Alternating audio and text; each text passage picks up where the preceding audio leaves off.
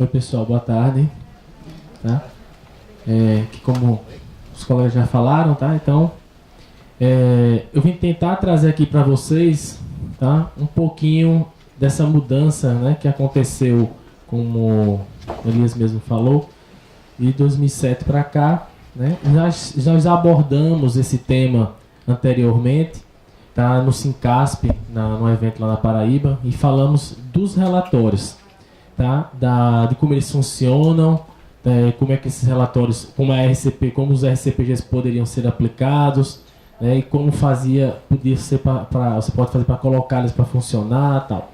E agora, digamos assim, é a etapa 2, tá? Então, a gente tem aqui hoje um tema que a gente vai abordar, além dos relatórios, a dificuldade de você conseguir fazer implantar esses relatórios dentro de uma instituição pública, tá? Então, você colocar um relatório, um RCPG, para a sociedade, até esse nome também não é muito simples, RCPG, Relatórios Contábeis de Propósito Geral.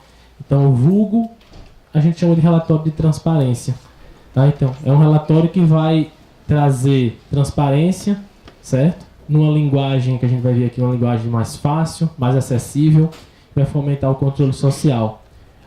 Mas não foi assim, plim, que a gente começou, tá? Que a gente conseguiu fazer isso daí. Então, na verdade, tivemos que tomar algumas decisões. E é o que vocês precisam fazer na hora que vocês forem tentar levar isso para a instituição de vocês. Então, ou a gente toma a pílula vermelha, tá tudo acabado, e vamos embora para casa, e você não deseja essa mudança, tá? A pílula azul, não é aquele azul não, tá? A pílula azul é por conta, isso é uma parábola aí, faz analogia a um antigo filme do Matrix, tá? Não é a pílulazinha azul que vocês estão pensando não, tá? Então você toma uma pílulazinha azul e isso é apenas o começo. Não, realmente às vezes a pílulazinha azul, né? Bem, então assim você vai tomar a pílula azul e vai perceber que é a decisão, eu tenho que mudar, tá? Então você precisa fazer essa mudança, tá? Aceitar que tem que mudar e decidir optar aqui pela pílula azul. Aí você vai ver realmente a vida carregando, né? Vai carregar e vai trazer tudo que tem de novo para ser implantado na gestão pública, na contabilidade pública, que são os relatórios contábeis de propósito geral.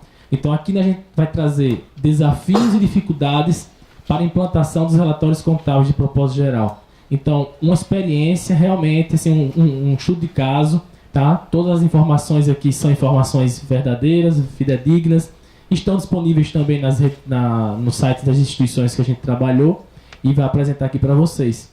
Tá? Então, tudo que foi preciso e a luta que foi para que isso aqui nascesse dentro de uma instituição federal. Nesse caso, o exemplo, na instituição federal. Primeiramente, como sempre, como eu começo qualquer palestra, curso, então, a gente faz os planos, né? Assim, as pessoas fazem seus planos, mas é o Senhor que dá a última palavra.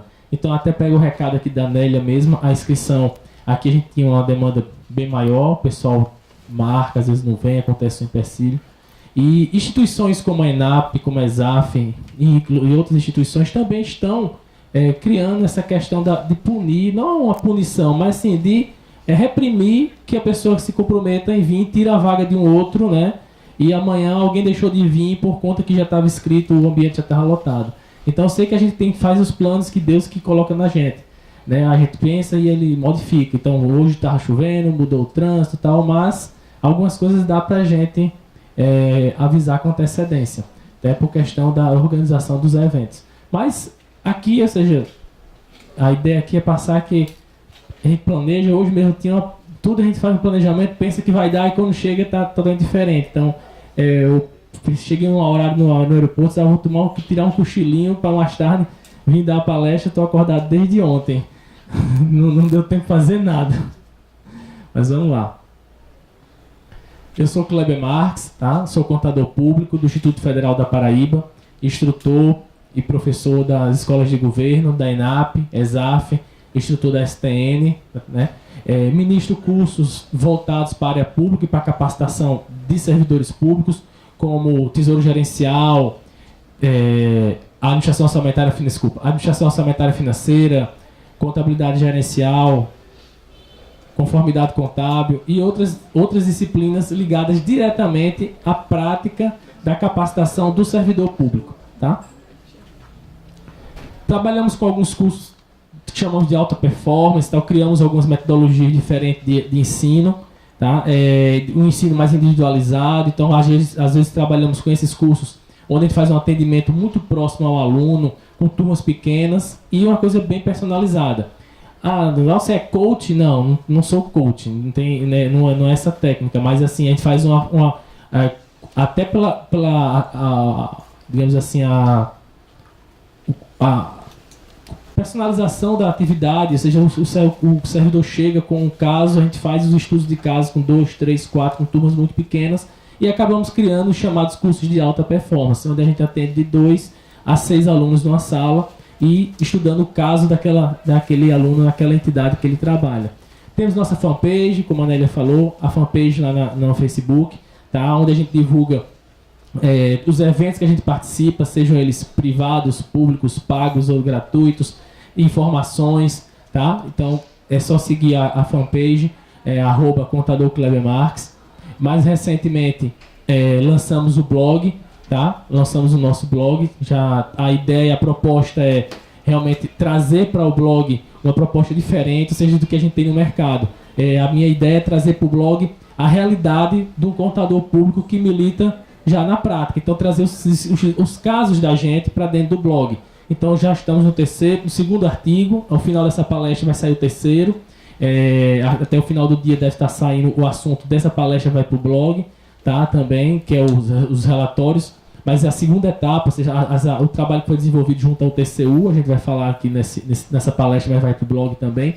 Então a ideia é a gente trazer assuntos, tá? E temas que agreguem ao contador da área pública, ao estudante, ao profissional que queira se inteirar e saber como é a vida, né, a rotina de trabalho, de casos que acontecem, as coisas que vão acontecendo dentro da realidade brasileira. Então, trazer um pouquinho da minha experiência, resolvemos escrever. E o site, né, dentro do meu site, que é o klebermarques.com.br ou contadorklebermarques.com.br. Aí vocês vão ter um portfólio de produtos, os cursos que a gente oferece, os parceiros, as parcerias das empresas que são parceiras nossas, tá? Que oferecem os brindes, sorteios. A gente tem, por exemplo, parcerias com a editora Gestão Pública, que hoje vai sortear uns livros para vocês. E quem entrar no site, se cadastrar no nosso site aqui, fizer o cadastro, vai ter acesso aos materiais de nossos cursos. Quem faz os cursos com a gente, você recebe um cupom que também tem direito a 15% de desconto nos livros da editora. Então isso assim foi coisa que a gente foi conquistando devagarzinho para agregar, tá, mais para o profissional da área da contabilidade pública. Então, dando início, acho que a mensagem toda dessa palestra se resume nessa frase aí, tá? Então, o principal objetivo da contabilidade é gerar informações úteis para os seus usuários. Então, não adianta a gente gerar informação e ela não ter utilidade. Então, o trabalho da contabilidade é gerar informações que prestem, informações úteis, tempestivas, tá? E que de qualidade, para poder o usuário da contabilidade fazer a utilização delas aí. E a gente vai ver aí na frente quem é os nossos usuários. Então, aqui a gente vai ter um seguinte resumo que a gente vai ver hoje. O processo de convergência, a norma, a estrutura conceitual, os relatórios propriamente ditos, RCPGs, exemplo e aplicação desses relatórios e os resultados, ou seja, a consequência de aplicação desse material numa instituição, ou seja, o exemplo aqui prático foi o campus João Pessoa do IFPB. Tá? E ao final, não estava aqui no sumáriozinho, mas no final a gente vai ter uma outra etapa falando do upgrade, ou seja, da consequência desses relatórios, que foi o trabalho que está em desenvolvimento hoje no TCU. Então, o que foi o processo de convergência no setor público? Então, o processo de convergência, ele não assim aconteceu. Ele veio, né? A convergência foi acontecendo. Então, o processo de convergência nada mais foi que o processo de adoção de regras e procedimentos contábeis para fazer com que tudo ficasse numa mesma base, tá? Visando o quê? A comparabilidade da situação econômica financeira. Ou seja, eu tenho que trabalhar todo mundo igual para poder ter comparabilidade. Então, se eu tenho investidores internacionais, por exemplo, hoje nas empresas privadas. Então a gente consegue, qualquer pessoa hoje consegue comprar ações de empresas do Brasil, na China, na Inglaterra, em qualquer canto. Por quê? Porque existe uma padronização nesses documentos contábeis, nas demonstrações. Então você consegue comparar se uma empresa brasileira está melhor, está pior, comparada com a chinesa, com a holandesa, porque existe um procedimento, existe uma padronização dessas estruturas. Então a ideia era fazer a comparação, trazer isso tudo para a mesma base de comparabilidade, para que todos os países, né, falassem a mesma linguagem. E o Brasil entrou também nesse processo de convergência. Tá? Então começou o processo de convergência no setor público, que foi encabeçado junto com o CFC. Tá? Foi feito o processo de convergência é uma etapa. Eu não vou abordá-lo aqui propriamente todo o processo, mas dentro do processo de convergência, a última norma recente que foi feita foi a publicação da estrutura conceitual. Então o processo de convergência veio trazendo e traduzindo uma série de normas. Dentre elas, ao final, chegou a estrutura conceitual. Tá. A estrutura conceitual que, se é a estrutura conceitual, porque ela não é a primeira, foi a última. Tá? A gente vai entender um pouquinho disso aqui. Tá? Então, a estrutura conceitual, ela chega, publicada pelo CFC, tá? E baliza as demais normas que foi convergidas internacionalmente e passa a vigorar em 2017. Então, 2017 a norma já está valendo. Tá? Foi publicada no finalzinho de 2016, por 2017 ela já está valendo. Então ela obriga que uma série de instituições, dentro do processo de convergência, a norma vai obrigar uma série de instituições à publicação de determinados relatórios. Então, dentro do processo de convergência, a gente teve aqui as IPSAs, tá? Que foram fontes, foram traduzidas, né, do inglês para o português, foram traduzidas. Depois, houve o papel do CFC na convergência e adaptação à realidade brasileira, que não adiantava simplesmente traduzir ao pé da letra essas normas. Então, as normas internacionais, elas precisaram ser analisadas, discutidas pelo CFC, junto com o Tesouro Nacional. Tem um grupo assessor, um grupo só para trabalhar isso. E, dependendo, foi feitas as adaptações e transformado nas normas brasileiras, que foi, digamos assim, chanceladas e publicadas através do MCASP, que é a consolidação para dentro feita pelo Tesouro Nacional. Isso foi implementado e a partir desse momento que ela é publicada aqui, então Estado, União e municípios devem seguir o que está dentro do MCASP. Então esse processo foi feito em todas as normas, né? Então houve a publicação, o PCASP, a migração das DCASPs, depois os procedimentos contábeis, os procedimentos específicos, os procedimentos contábeis orçamentários e a consolidação das contas dos entes federados. Então, aplicação imediata, ou seja, todo mundo, né, isso aqui foi feito gradativamente e no final todo mundo teve que aderir. Por incrível que pareça, o último a fazer a adesão, digamos assim, a entrar para dentro do PCASP, fomos nós, o governo federal. Então, alguns estados já estavam utilizando, municípios também utilizando, né? E o governo federal, em 2015 apenas, que migrou todas as contas para dentro do PCASP e implantou literalmente o Manual de Contabilidade Aplicada ao Setor Público, implantou a metodologia, digamos assim, inteira das novas contas. Então, dentro do processo de convergência, existe ainda um calendário. A gente está aqui na 7ª edição, foi publicada em 2016, válida para 2017 e 2018, onde entrou a norma estrutura conceitual, mais 5 normas. Existe ainda uma previsão de publicação para a 8ª edição do MCASP e uma publicação da 9ª edição.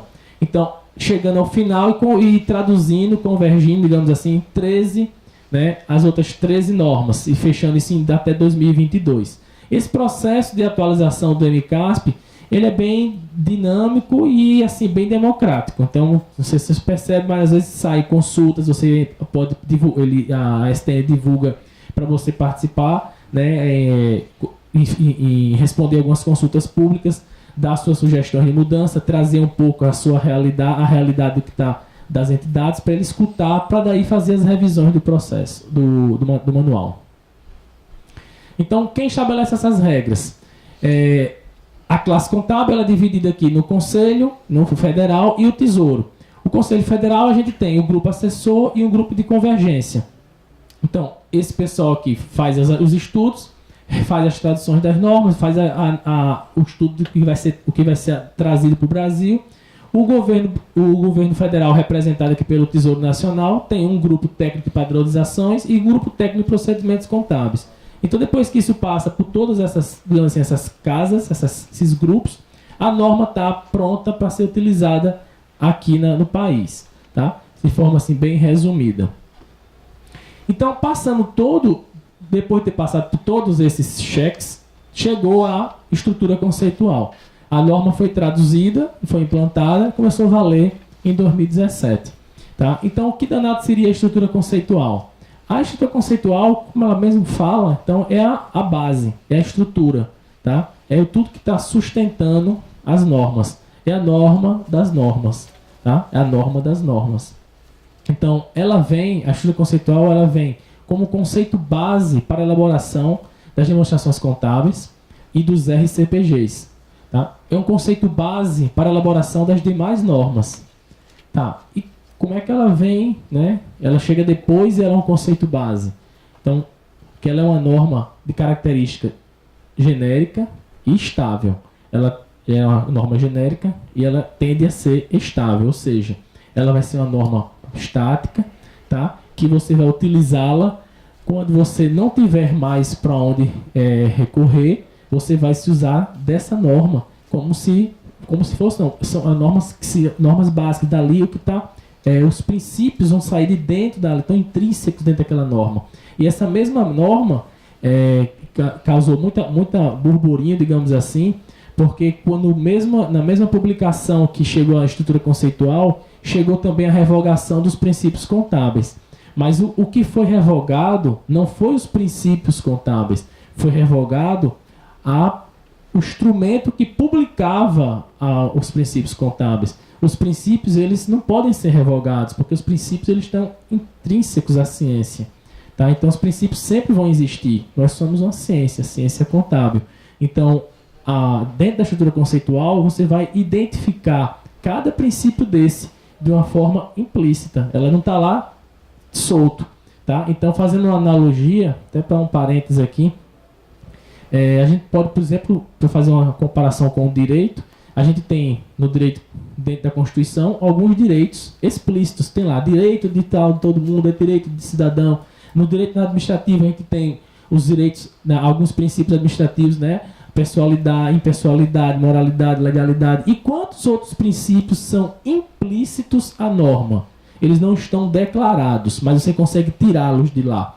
Então, a mesma coisa foi o que aconteceu com os princípios contábeis. Eles deixaram de ser declarados para ficar dentro da norma. Então, dentro da estrutura conceitual, você consegue puxar isso daí. Tá? A função e a autoridade. Então, a função e a autoridade da norma e estrutura conceitual. Eu tenho aqui alguns conceitos que fundamentam a elaboração das divulgações dos RCPGs. E a base é o regime de competência, ou seja, ela vai ter alguns conceitos que vão mapear, que vão estruturar como deve ser publicado esses relatórios. Tá?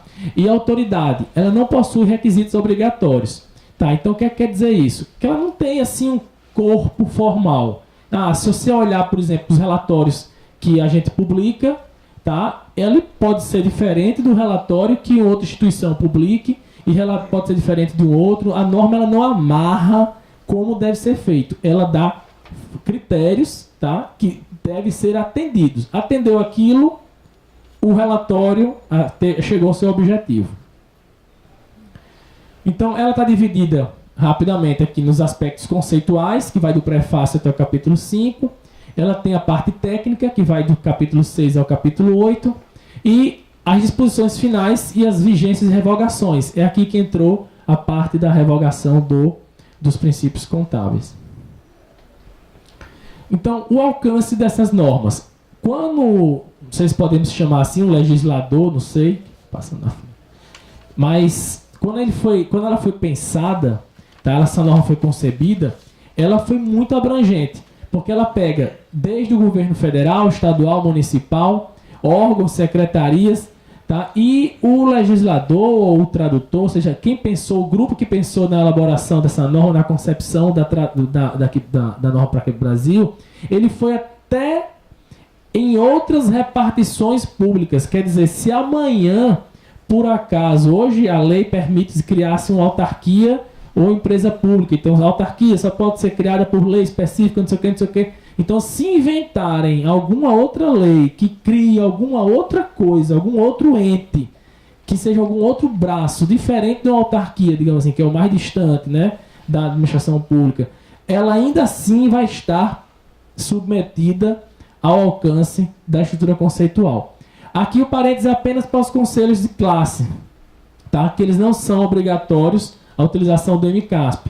Mas, no estudo até que nós estamos desenvolvendo, a maioria já utiliza, tá? O MCASP, quase todos utilizam. Sistema S também utiliza, tá? Às vezes ele tem que utilizar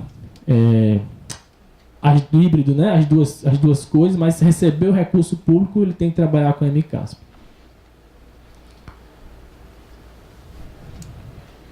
E os relatórios descontáveis de propósito geral?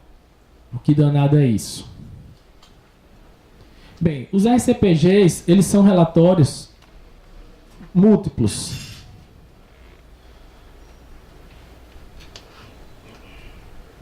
Tá? Aqui a gente traz uma definição, um conceito. Um colega, Fabrício Neves, contador lá do IFPA e doutorando lá na USP. Então, que deu a seguinte definição para a RCPG. RCPG são relatórios múltiplos que abrangem as demonstrações contábeis aplicadas ao setor público, os demonstrativos fiscais, além de outros relatórios que possam fornecer mais informações e transparência sobre os atos e fatos das entidades públicas. Ora, então, o REREL, RGF, etc., as DECASP, são relatórios contábeis de propósito geral? Não, eles especificamente não são relatórios contábeis de propósito geral. Tá? Os relatórios contábeis são peças múltiplas que não atendem uma finalidade específica. O REREL, o RGF, tá? As demonstrações, elas atendem finalidades específicas. E o RCPG, ele é genérico. Tá? Aí aqui é o conceito da norma estrutura conceitual. O conceito de RCPG perante a norma estrutura conceitual. Ela diz o seguinte, que os RCPGs são componentes centrais da transparência da informação contábil dos governos e de outras entidades do setor público, aprimorando-a e favorecendo. Os RCPGs são relatórios contábeis elaborados para atender as necessidades do usuário em geral, não tendo o propósito de atender a finalidades ou necessidades específicas. Ou seja, o usuário geral, na contabilidade pública, quem é o usuário geral? Na contabilidade pública, quem é o maior interessado na informação? Na contabilidade pública, nós temos que pensar que o maior usuário é a sociedade. Tá? O usuário da informação da contabilidade pública, nós temos vários usuários, né? Desde os órgãos de controle, Ministério Público, a sociedade, tá? Até mesmo as empresas, né? Empresas também podem ter o interesse e devem ter interesse em saber como está a situação do governo. Tá? Então, os usuários de forma geral. Então, aqui o relatório eu tenho alguns propósitos. Né? Atender a necessidade do usuário geral, tá?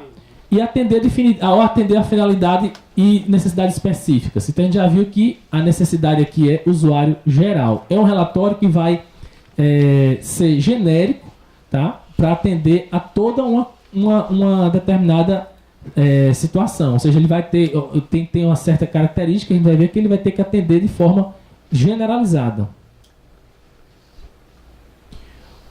O objetivo desses relatórios. Qual o principal objetivo dos RCPGs? Fornecer informações sobre a entidade do setor público que são úteis aos usuários. Então, primeiro eu tenho que identificar, saber quem são os meus usuários e fornecer informações úteis aos usuários. Então, hoje a gente vê muito relatórios de transparência, né? Inclusive, os municípios, o Estado, o próprio governo federal é obrigado, né? Agora tem a lei de acesso à informação e tal, é obrigado a dar transparência a alguns atos. Agora, dar transparência aos atos, dar transparência aos gastos, não quer dizer que eu esteja mostrando informações úteis para o usuário. Dar transparência não é entregar o dado para o usuário.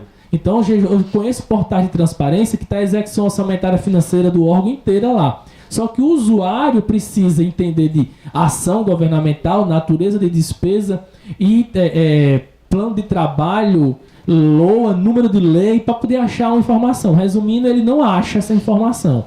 Tá? Não acha. O próprio portal da transparência do governo federal, que é um dos melhores, ainda é um portal complexo para um cidadão comum achar uma informação. Tá? Então, a nossa necessidade surgiu daí. Tá? De criar um relatório que desse informação útil ao nosso usuário. Então, outro objetivo seria a prestação de contas, responsabilização, a accountability mesmo, e a tomada de decisão. Então, o relatório também pode servir para isso, tá? Para facilitar a tomada de decisão, para a prestação de contas e responsabilização.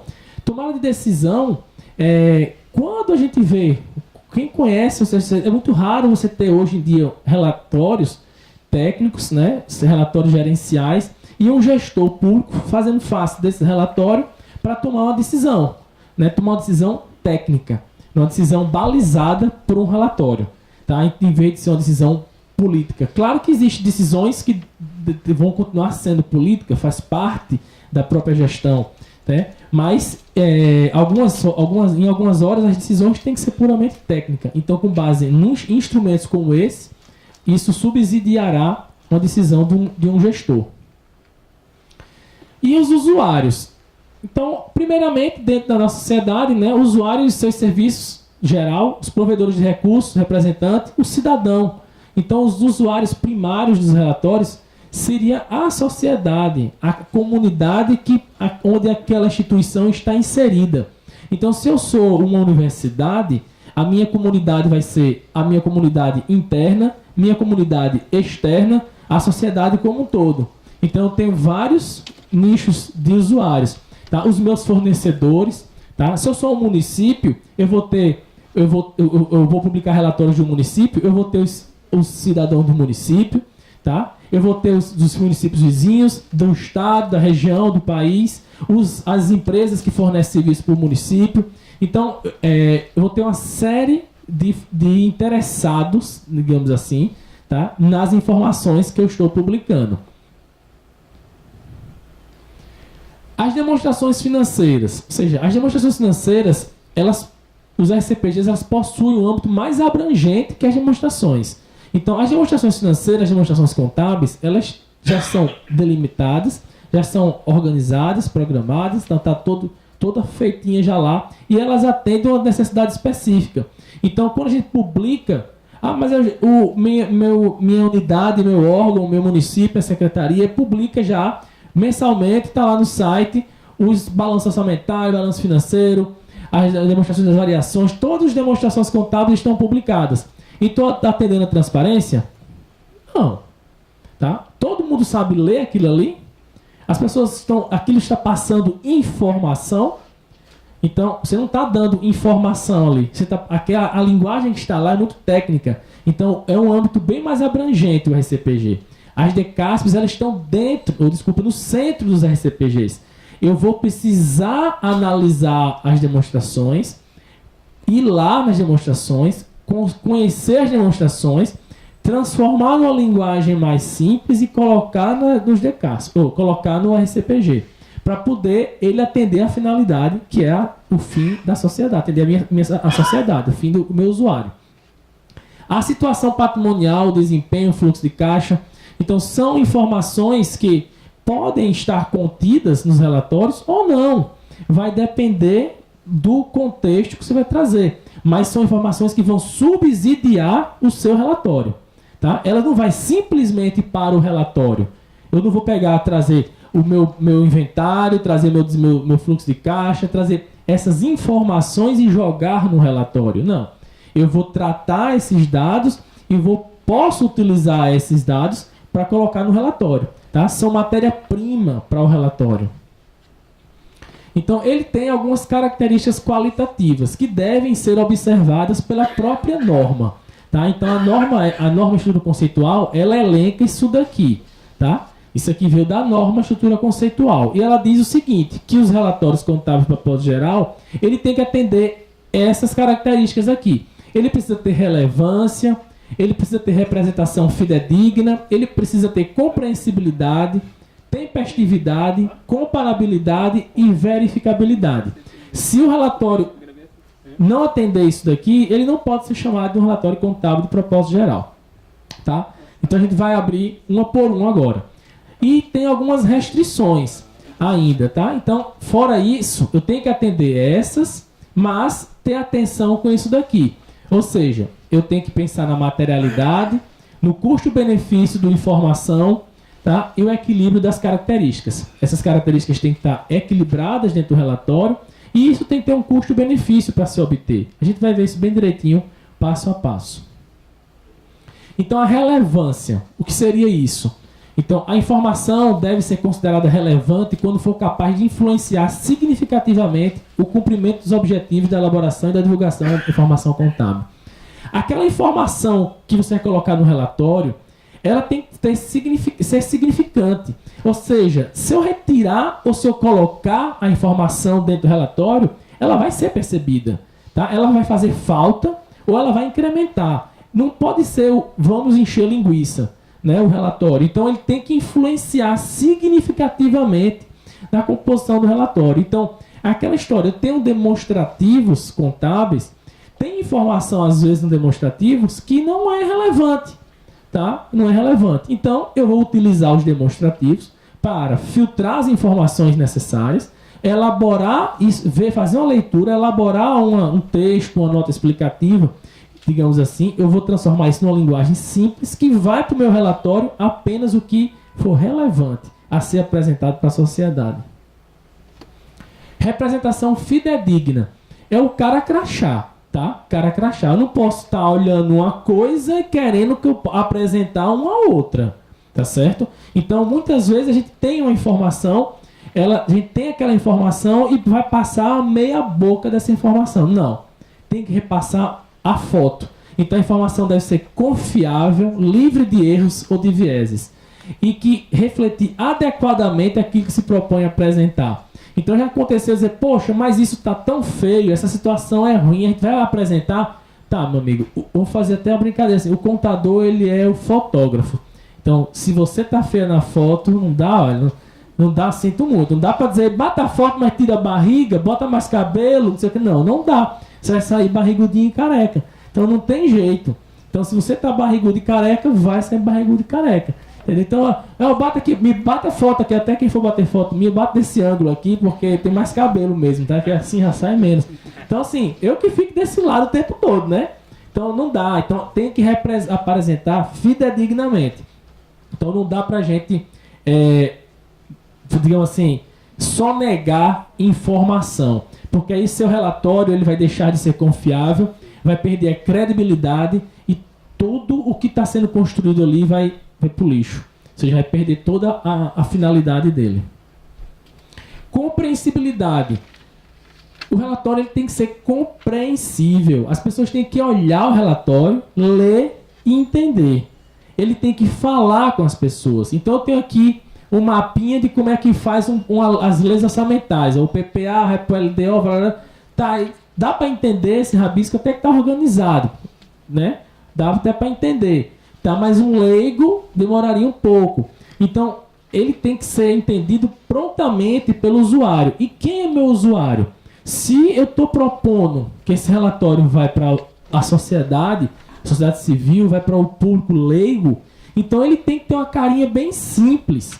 Tá? Então, já existia, antes de sair a norma de estrutura conceitual, já existia uma série de publicações do próprio governo federal mesmo, que se assemelhavam a relatórios como esse. Os relatórios do PPA, quando ele publicava o PPA, saía um relatório tipo um gibi, tá? Os relatórios da SOF também se assemelhavam a relatórios como esses, em linguagem simples, até para criança. A SOF, a Secretaria do Orçamento Federal, tem até uma personagem, que é a Sofinha, que é para a criança aprender a trabalhar o orçamento público. Infelizmente, isso é pouquíssimo divulgado, mas existe um gibi onde tem a personagem da Sofinha, que ela explica como é que se tem, como é isso. Então, numa linguagem para a criança, é um gibi. Tá? Eu já fiz um projeto com isso daí, em aulas em colégio, entregando essas revistinhas. Solicitei na época a SOF, eles mandaram. Então, outra característica é a tempestividade. Aqui ninguém come comida requentada, passada, ninguém lê o jornal da semana passada, né? Ninguém vê a revista de 15 dias atrás, nem ninguém chega em casa e vai assistir a final da Copa de 2012, né? 2002, né? Ninguém vai ver, né? As Copas para trás. Então, a mesma coisa. A informação tem que ser confiável, tá? E tempestiva. Ela tem que ter capacidade de ser útil. Então, não adianta você pedir uma informação, o sujeito chegar com ela 6 meses depois, tá? Na administração pública, na área pública, você vai medir quanto tempo isso é importante para você. Na experiência que nós tivemos, tá? A gente acredita que, por exemplo, 30 dias, tá? Até 2 meses, dependendo do dado, 30 dias, a gente estava trabalhando aqui com a publicação de 30 dias. Então, 30 dias era suficiente. Então, você ter hoje um relatório contábil, um relatório gerencial para tomada de decisão com a defasagem de até 30 dias, tá? Para a administração pública, para o exemplo que a gente estava levando, era suficiente, ainda era útil, essa informação era útil. Por quê? Porque a máquina administrativa, ela não é rápida, tá? A gente não anda num jet ski, anda num grande navio. Então, se você quer dar uma curva lá na frente, você tem que começar a pensar agora. Então, dá tempo, 30 dias, esse mapa chegar com a defasagem de 30 dias, era suficiente, tá? Para você preparar a manobra para mais na frente. Mas a tecnologia, pelo menos no governo federal, evoluiu tanto que nós conseguimos tirar essas informações do sistema do governo federal com D+1, ou seja, ontem. Então, no governo federal, você tem um sistema de BI, que foi a base disso aí que a gente vai ver, que você consegue trabalhar informações de ontem. Então, o gestor público na área federal tem um sistema que lhe dá informações gerenciais a preço de ontem. Então, são até poucas empresas privadas que têm sistemas informatizados com esse nível de detalhamento. Então, ter informação útil, tá, é imprescindível. A comparabilidade. Então, é necessário, né, eu fazer a comparação para poder eu criar as semelhanças e diferenças, saber se eu estou bom, saber se eu estou ruim. Então, vai ficar naquela teoria do copo aqui, né? O copo está cheio ou o copo está vazio? Está meio cheio ou está meio vazio? Vai depender do ponto de vista de cada um. Se eu não tiver um parâmetro, se eu não chegar e botar uma linha aqui, ó, o marco é essa, o marco é aqui. E agora? Agora o copo está meio seco, tá? Então falta encher mais. O objetivo é encher, não é descer. Então, na hora que eu tenho comparabilidade, eu consigo, digamos assim, perseguir objetivos, saber para onde eu estou indo, o que é que eu tenho que fazer. Eu saber se eu estou melhor, se eu estou pior. Eu tenho que me comparar. Se eu sou município e tenho 50 mil habitantes, eu tenho que me comparar com os municípios de 50 mil habitantes, de 55. Eu não posso me comparar com a capital de 3 milhões. Tá? Então, se eu sou uma capital de 7 milhões de habitantes, eu não posso me comparar com a capital de 1.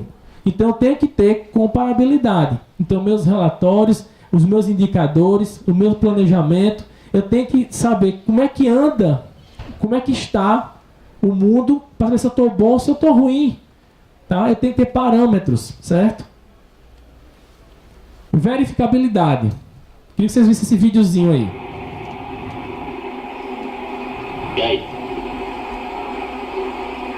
Jacaré? Não, pô. É tronco. Não, velho. Jacaré, velho. Ó. Não, pô. É tronco. É jacaré, pô. Tá vendo? Ó lá. Vamos captar. É tronco ainda.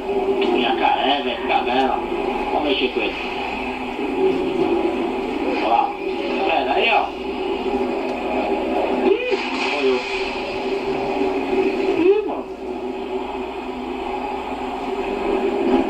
Jacaré, velho. Tronco, é tronco. Ou seja, se a coisa não for verificável, então sempre vai ter esse dilema. Um vai achar que é uma coisa, um vai achar que é outra. Um vai achar que esse aí O videozinho é um rebanho de gnus, não vai terminar nunca, né? Então, sempre um vai dizer jacaré é tronca, e sempre vai estar testando e vão acabar sempre morrendo e nunca vai chegar a uma definição. Por quê? Porque a coisa não é verificável. Então tem que bater o olho, ou seja, a verificação da qualidade da informação, que cuja assegurar os usuários a informação contida no SCPG, representa fielmente os fenômenos ou de natureza que propõe apresentar. A qualidade dessa informação, eu tenho que olhar, certo? Olhar para ela e já saber o que ela está me dizendo. Eu não posso ficar, tá, será que ele está querendo dizer isso? Será que é jacaré? Será que é tronco? Não. Ela tem que ser verificável. Tá lá, tá? Ah, eu quero checar isso daí. Ah, então só é olhar no portal da transparência.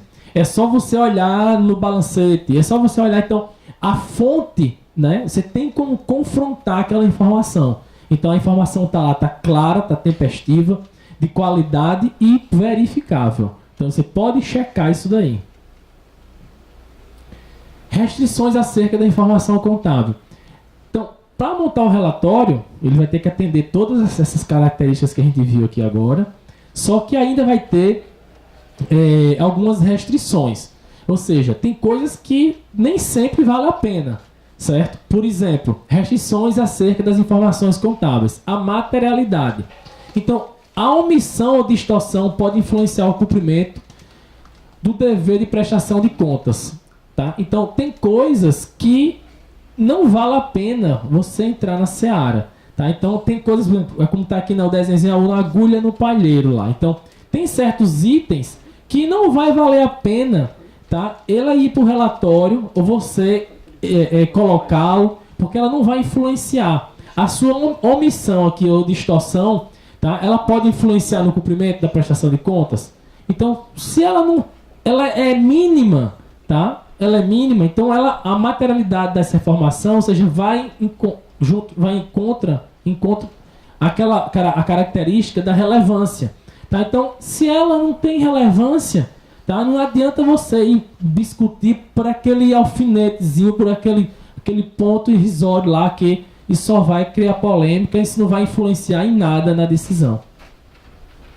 O custo-benefício da informação. Então, para obter informação, tá? O custo-benefício tem que valer a pena. Então, às vezes, o gestor chega e também deparei, eu quero dar transparência a tal coisa. Então, às vezes, eu quero botar um controle patrimonial aqui que, olha, é aquele que o cara faz um inventário assim, passa um rádio frequência, faz um inventário, faz não sei o que. Tá, aí bota um rádio frequência até num negócio desse aqui. Um chip para controlar onde é que está o passador de slide. Então, vale a pena? Então, o custo-benefício da informação, tá, tem que ser levado em consideração.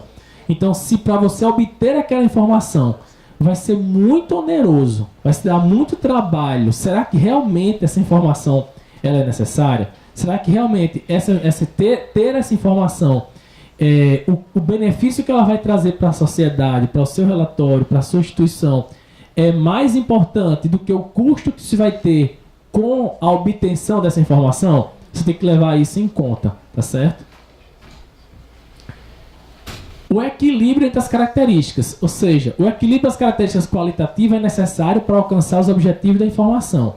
Então, qual a melhor forma de elaboração e divulgação da informação? Você tem lá as características qualitativas, elas têm que estar equilibradas. Você, por exemplo, aqui a gente falou aqui a questão da tempestividade. Tá? Então, eu preciso que esse relatório seja tempestivo, chegue em datas corretas, venha com um certo prazo. Por experiência própria, nós começamos esse relatório, a divulgar os relatórios com 30 dias. Tá? A gente fazia relatórios mensais, era chamado de RMEC na época. Relatórios mensais de execução e controle. Ninguém nem falava em RCPG. Isso foi em 2013 e 2014. Tá? Em 2013 e 2014 o IFPB já começou a publicar o RMEC, que era relatórios contábeis RMEC, relatórios mensais de execução e controle. A gente apresentava para a gestão toda a execução orçamentária, financeira, patrimonial e contábil, ainda fazia semelhante a isso daí, ou seja, fazia alguns arrazoados, explicando para o gestor que decisões, orientando que decisões eles deveriam tomar. Isso foi em 13, 14, 15. Com a chegada da estrutura conceitual, a gente fez o quê? A gente simplesmente adaptou o relatório ao que a norma pedia, mas a instituição já publicava relatórios, digamos assim, de transparência, que na época não iam para transparência, e sim, eram internos, iam apenas para o gestor, para atender. Então, essas características têm que ser equilibradas. Os relatórios eram mensais. Chegou um determinado momento que não adiantava mais publicar mensalmente. A força de trabalho para se publicar um relatório mensalmente era enorme. Então, nós não tínhamos pernas para fabricar essa informação todo mês. Então, o custo-benefício já não estava mais valendo a pena. Tá? Então, começamos a trabalhar com ele trimestral. Foi quando chegou os RCPGs, e isso chegou até para, digamos assim, para orientar melhor o nosso trabalho. E a gente viu que trazer as informações de 3 em 3 meses não ia perder a qualidade da informação, mas o custo-benefício melhorou, aumentando esse prazo de divulgação. Então você teve aqui, literalmente, que pensar no equilíbrio entre essas ferramentas. E a forma e a elaboração da divulgação. Até isso influencia. Como você vai divulgar a informação? Tá? Se você vai botar na internet, se você vai entregar um panfleto, se você vai botar num site, se vai ser em PDF, se vai ser em PowerPoint, tudo isso influencia diretamente como você vai fazer esse relatório. Aí você vai ter o quê? Uma máquina enorme, né? Que é a máquina administrativa, em cima de uma bola lá, você tentando fazer esse equilíbrio de tudo que você está pensando e querendo botar para frente. Mas é exatamente isso que acontece. Então, decidido como você vai trabalhar, a norma, ela também apresenta informações de como você deve apresentar esse relatório. A norma não te dá um layout, ela não te dá uma diagramação, tá? Mas a norma diz o que é que você tem que botar no relatório, ela te ajuda. Então a norma diz o seguinte, que a apresentação das informações nos RCPG será direcionada às definições dos elementos e critérios de reconhecimento de base de mensuração. Então você vai primeiro trabalhar a seleção da informação, você vai trabalhar a localização da informação e a organização da informação.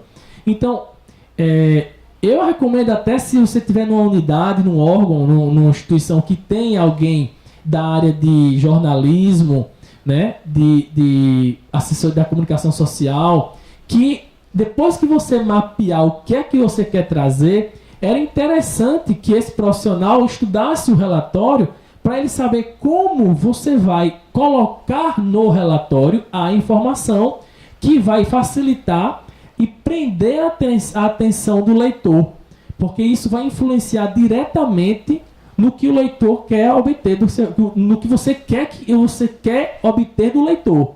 Na verdade, você publicou o relatório com um objetivo. Se ele estiver mal elaborado, sua informação não chega para o leitor. Então é interessante conversar com algum profissional dessa área. Tá? Por quê? Vamos lá. Você vai ter aqui a seleção da informação. Você vai ter que envolver, né, de forma clara e objetiva. Expor expor a informação com mensagens-chave versus a evidenciação. Ou seja, você vai ter que criar manchetes, criar quadrinhos. Você vai ter que criar, literalmente, fazer com que o leitor tenha interesse em buscar a informação do seu relatório. Tá? Não é simplesmente pegar uma nota explicativa, discorrer uma ata. Não é uma ata. Tá? Ele tem que ser atrativo. O cara tem que bater o olho e gostar. Ele tem que ser bonito mesmo. O relatório tem que se vender só em você folhear. Assim, poxa, eu vou ler esse negócio. Tem que ser assim. Tá? Mas, por exemplo, aqui tem um alerta. As informações em excesso podem dificultar a compreensão do usuário. Então, na hora que você começa a poluir demais, aí vai aparecer aquelas revistas de anúncio de venda de produto, né? Tem não sei quantos quadradinhos, aquele jornal de farmácia. Cheio de imagem, fica tão poluído que você não consegue tirar a informação de lá. Então ele tem que chamar a tua atenção, mas sem perder o foco. Tá? Então ele vai envolver aqui de forma clara e objetiva. Vai lá buscar o leitor. A localização da informação. A informação exposta pode ser demonstrada em quadros apropriados, enquanto as evidenciações encontram-se em notas explicativas. Então eu posso criar, eu tenho um relatório onde eu vou ter um quadro explicativo, falando que tal coisa está lá no anexo, está lá atrás. Eu tenho um resumo na frente e mostrando que está lá atrás, o restante está no anexo do relatório. Eu posso ter chamadas dentro da tabulação do relatório nas colunas, né, com algum desenho. Então, contanto que a localização ela pode afetar de maneira que os usuários interpretem e comparem a sua informação, para o bem e para o mal, certo? Então, a localização da informação ela influencia para o bem ou para o mal. Você pode tanto mal localizar a sua informação, como o contrário, você utilizar, por exemplo, um determinado item. Tá? Eu vou fazer o seguinte, vou abrir uma página só para esse item e vou falar um capítulo desse item. Então o cara tá lá no sumário mesmo, já tem. Então vai ser a capa do relatório, vai ser isso aí. Então você vai literalmente transformar uma informação que era técnica numa linguagem, numa forma de buscar o leitor, certo? E passar a informação da gestão inteira numa revista. A ideia seria essa. A apresentação ainda, a organização da informação. Então, a organização, você vai organizar em quadros, em tabela, em gráfico, cabeçalho, numeração, de qualquer coisa. Não existe uma regra, não existe assim, tem que fazer assim, tipo um memorando, a primeira data, depois o número, o ofício, não sei o que. Não existe uma regra para isso. Se você vai ser com tabela, com gráfico, com quadro, tá? Então, vai ser como você achar melhor a criar esse seu padrão de relatório. Então não existe um modelo de relatório, certo? Agora, o que não pode acontecer é que a forma da informação estar organizada pode afetar a interpretação do dado. Então, na hora que você organiza, se você organizar tabular esse dado de forma errada, apresentar de forma errada, pode levar o leitor, induzir o leitor numa má interpretação. Aí eu volto a falar que, de repente, quem tiver o profissional de jornalismo, de comunicação social, uma assessoria para isso, é interessante que ele explique, né? Então, se você já tem institucionalmente, você já tem um tabloide, você já tem uma publicação, tá? Você já tem uma revista na sua unidade, então como é que esse relatório vai entrar dentro desse modelo já existente? Não precisa você criar um novo, ele pode entrar nessa própria tabulação, para deixar isso de forma atrativa, tá? Agora o caso prático específico mesmo. Então, o que nós fizemos, e essa é a cara, tá? Isso é um exemplo de aplicação da RCPG. Essa é a cara do relatório contábil de propósito geral que foi desenvolvido no Instituto Federal da Paraíba.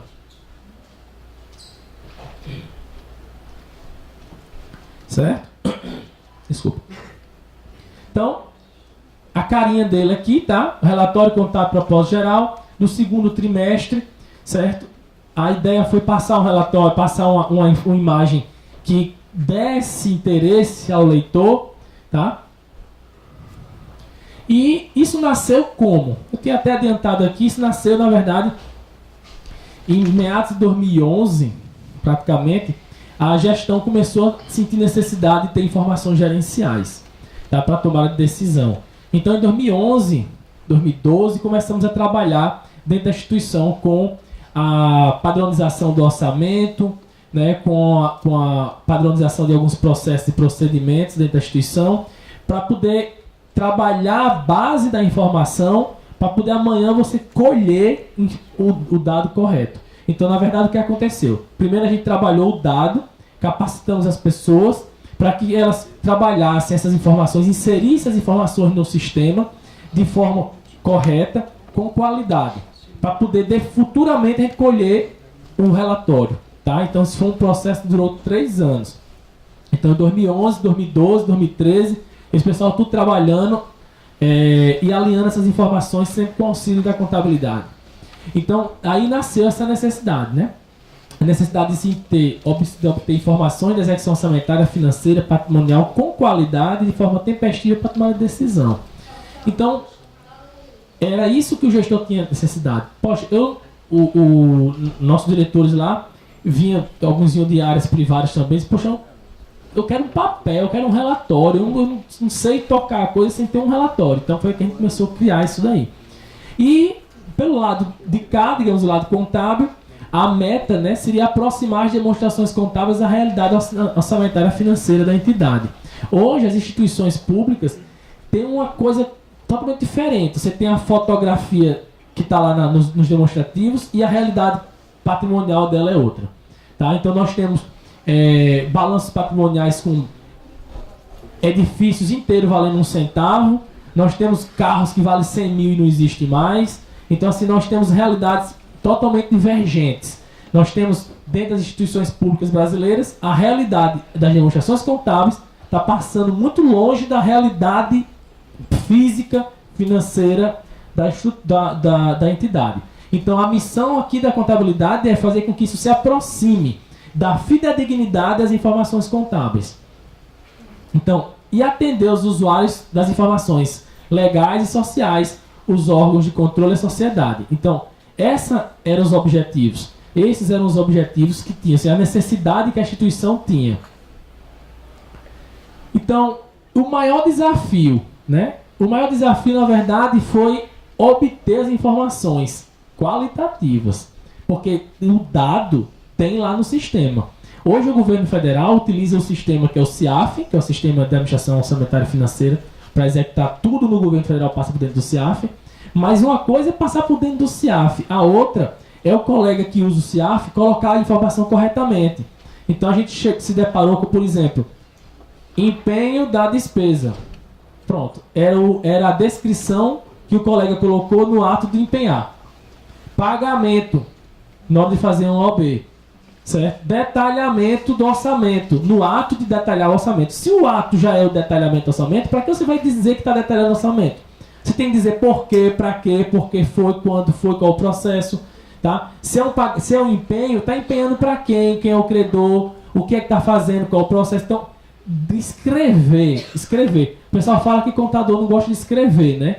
E realmente, a gente não gosta muito mesmo não, porque o que a gente pega de informação dentro do sistema, isso poluiu o sistema, tá? De uma forma de ter prejudicado a base de dados do governo federal.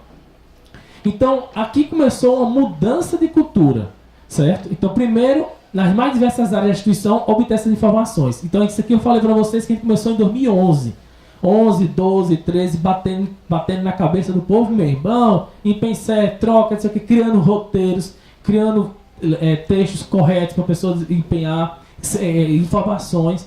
E depois a mudança de cultura, que era o quê? O controle social versus a oligarquia institucional, que a gente está chamando aqui. O que seria esse controle social versus a oligarquia institucional?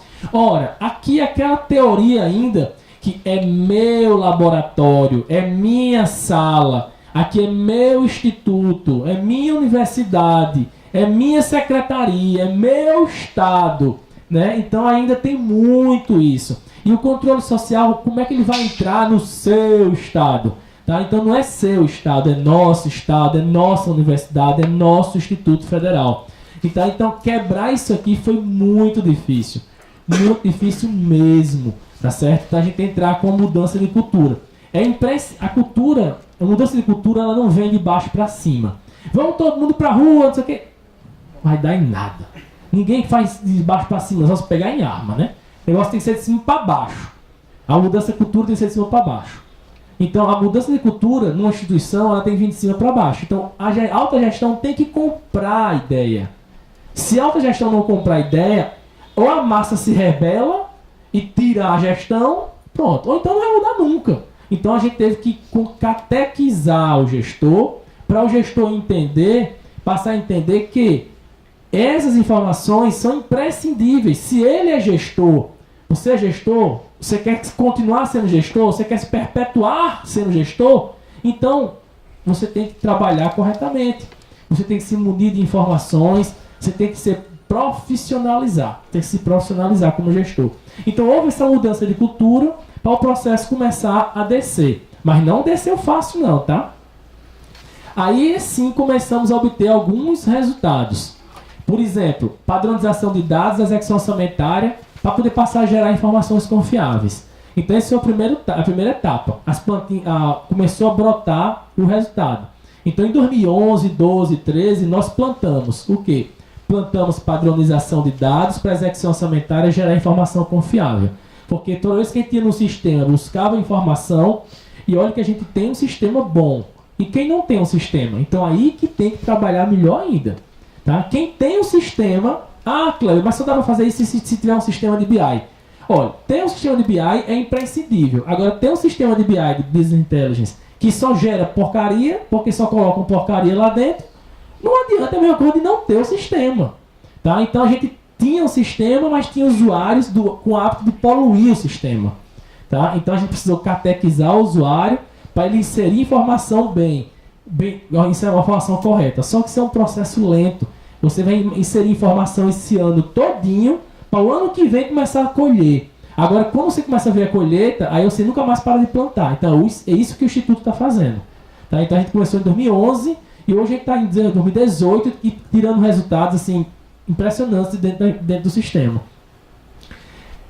O sistema, nesse que ele está falando, é o sistema Tesouro Gerencial, que é a base de informações do CIAF, que ele dá acesso a dezenas de relatórios. Então, é um sistema do governo federal, foi comprado pelo governo federal e disponibilizado para os órgãos federais. Tá?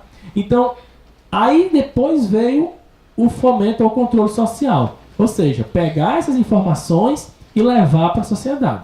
Para quê? Para a sociedade começar a criticar. Tá? A sociedade começar a perceber, entender até. Às vezes a gente vê, eu via muito na universidade, no Instituto Federal, agora mesmo, recente, os institutos, as universidades, quase todo órgão tem uma rede social, né? Você tem um Facebook, tem um Twitter, o governador tem Twitter, o presidente, todo mundo tem Twitter, tem Facebook, e os órgãos também. E a sociedade vai lá, principalmente a sociedade jovem, vai lá nessas redes sociais. E às vezes a instituição não está preparada para responder. Recentemente eu vi na própria instituição, na minha instituição, ela tem um Instagram e inclusive está lá agora nesse momento um aluno, deve ter sido um aluno, está lá o nome do cidadão, dizendo todas as letras que o dinheiro do pagamento do auxílio tal está atrasado porque vocês estão desviando.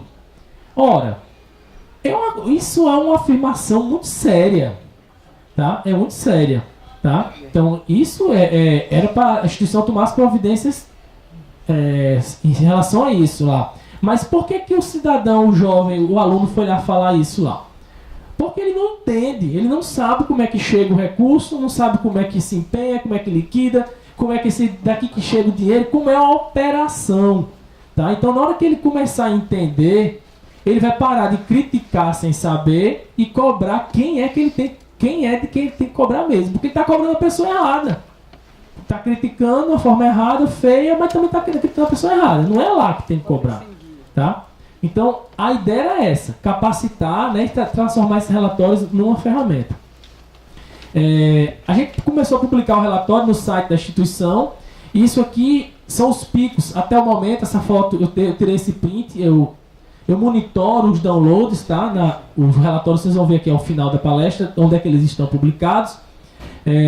Mas eles estão tão bem acessados que você digitar hoje no Google RCPG, já aparecem os relatórios do IFPB. Tá? Se você digitar somente RCPG no Google, ele vai aparecer o indicador lá para um link para a página do IFPB. E aqui são os downloads que eu consigo monitorar. Nós criamos uns indicadores, ou seja, já teve 683 downloads que foram baixados apenas pelo link que eu monitoro. Tá? Então tem um link que é um caminho, uma porta de entrada que ela é monitorada. Então toda vez que a gente publicava, ele tinha um boom. A última, isso aqui em novembro, tá? Esse boom aqui em novembro, 150 downloads aqui em novembro, foi em relação, o que vocês vão ver aqui na frente, um problema que nós tivemos, paramos de publicar o relatório. Então, fora outras, isso aqui é o mapeamento apenas de um link, fora os outros acessos. Você tem acesso a esse relatório através do meu site, através da minha página no Facebook e navegando por dentro da página do Instituto. Mas se você entrar no link direto, aí cai nessa minha estatística aqui. Isso tudo montado por a gente, pela coordenação da contabilidade. Não teve ninguém de TI, não teve apoio de ninguém. Foi tudo no suor e sangue mesmo para a gente montar e saber quanto é que as pessoas estão chegando para olhar nosso relatório. Então, como é que ele foi construído? A chave disso aí está aqui, ó, Tesouro Gerencial. A chave disso aí é um sistema de informações contábeis. No caso específico nosso foi o Tesouro Gerencial, tá? Mas Kleber, eu não tenho esse sistema de tesouro gerencial. Eu sou do município, eu sou de uma autarquia, eu sou do estado. Tá, você precisa ter pelo menos um sistema de informações contábeis. Você precisa ter um sistema que compile esses dados para você. Para poder você, de lá você extrair informação. Tá? Porque um sistema que traga informação dos imóveis, almoxarifado, resta a pagar, bens móveis, contratos, disponibilidade de recurso, valores a pagar, ou seja, um sistema que consiga integrar todas ou a maioria das suas informações. Por quê? Porque se você tiver... Não, Kleber, eu tenho isso tudinho. Só que eu tenho o sistema de imóveis, o sistema de almoxarifado, o sistema de resta a pagar, o sistema de bens móveis, o sistema de contratos, o sistema... Eu tenho tudo isso, só que cada um é um. Ah, beleza. E eles se comunicam? Não. Não se comunicam. Eu tenho que tirar 150 relatórios para analisar 150... Entendeu? Então assim, aí você vai cair no quê? No custo-benefício da informação. Então a informação vai ficar tão difícil de se obter que você vai desistir de tê-la. Tá? Então aí você entra no custo-benefício da informação. Então realmente, quando nós não tínhamos um sistema integrado, que é o sistema hoje é o Tesouro Gerencial do Governo Federal, só que o Governo Federal não é o Mil Maravilhas ainda não. Nós temos, por exemplo, alguns órgãos federais que não é integrado. Imóveis, almoxarifado, bens móveis, contratos. Tem órgãos federais que não utilizam. Os institutos federais utilizam um sistema chamado SUAP, que faz algumas vezes, mas faz meia boca. Tem coisa que ele não faz integralmente. Ele não se comunica com o CIAF. E hoje existe já a determinação para a implantação do CIADES, que é um sistema que vai interligar almoxarifado, patrimônio, para dentro desse outro sistema aqui. Então isso vai melhorar o resultado da informação. Você vai facilitar essa informação, ao acesso a essa informação. Tá? Então, com base em um sistema que você consiga obter essas informações, então nós começamos a construir o relatório. Então isso aí são prints do próprio relatório. Ou seja, o relatório, se eu sair dando recortes, literalmente, eu recortei o relatório e coloquei ele aqui. Então, ações orçamentárias.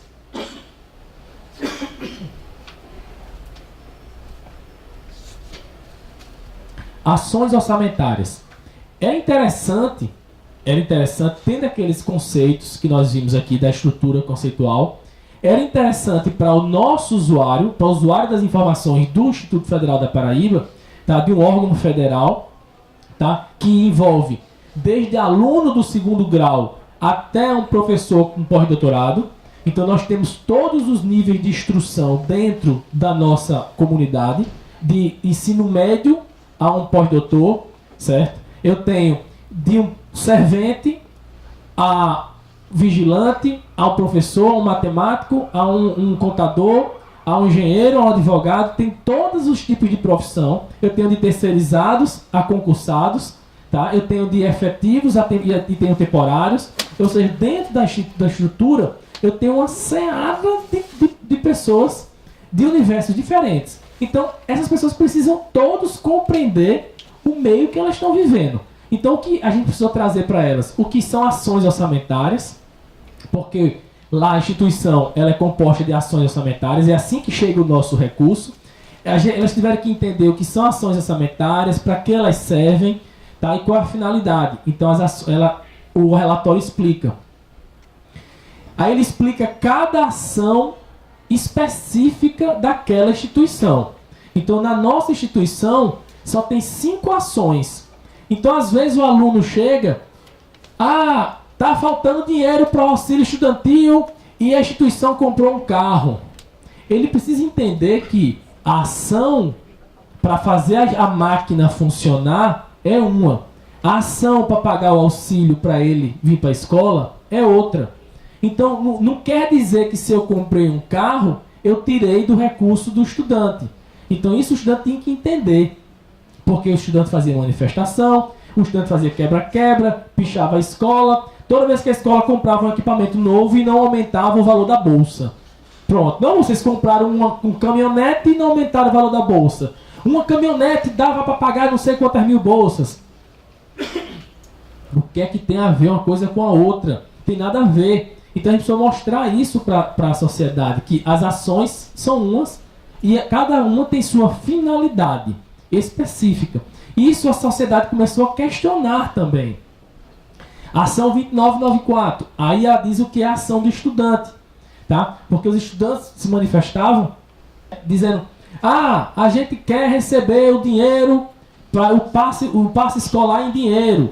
Então a ação, ela é específica. Ela diz aqui, para que serve. Então o estudante passou a entender o que é a ação. A ação é para fomentar o estudante na escola. Eu posso fomentar o fornecimento de alimentação, com atendimento médico, alojamento, transporte. Agora, a forma como o gestor vai agir dentro dessa ação está dentro do poder discricionário dele. Fomentar o transporte do aluno. Eu posso pagar um Uber para levar cada aluno na escola. Uber Black, cada um. Vai ser bem mais caro, mas eu levei o aluno para a escola, não levei? Aqui está dizendo que é para levar o aluno para a escola. Eu posso comprar um ônibus escolar e mandar passar buscando. Eu posso dar o dinheiro para o aluno e dizer: vai, aluno, para a escola. Agora, se a finalidade foi atendida ou não, eu dou o dinheiro para o aluno e mando o aluno para a escola. Será que ele foi? Será que ele pegou o dinheiro e comprou o passe escolar? Ou se ele pegou e pagou a prestação de uma moto, está indo de moto? Certo? Então, eu estou botando... Como eu estou fazendo isso? Então, a ação orçamentária, ela deixa a critério do gestor. Cabe a nós, sociedade, conhecer a ação e questionar. Ora, o senhor está dando dinheiro para o aluno. Não era melhor comprar um ônibus e esse ônibus passar pegando todo mundo?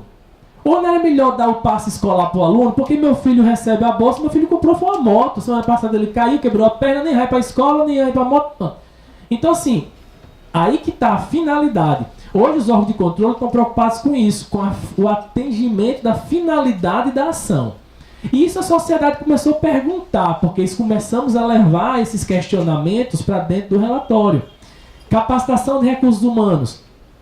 Nós temos uma ação específica dentro das instituições federais. Existe uma ação específica que é para capacitação dos servidores públicos.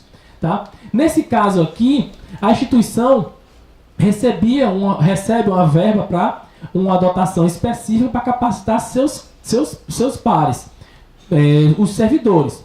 Só que a gente precisa saber o seguinte: aqui dentro, recurso de capacitação tem uma regra. Ele tem que capacitar docente, tem que capacitar técnico, tá? Tem que fomentar o estudo dentro da instituição. Então isso não pode ser descumprido, tá certo?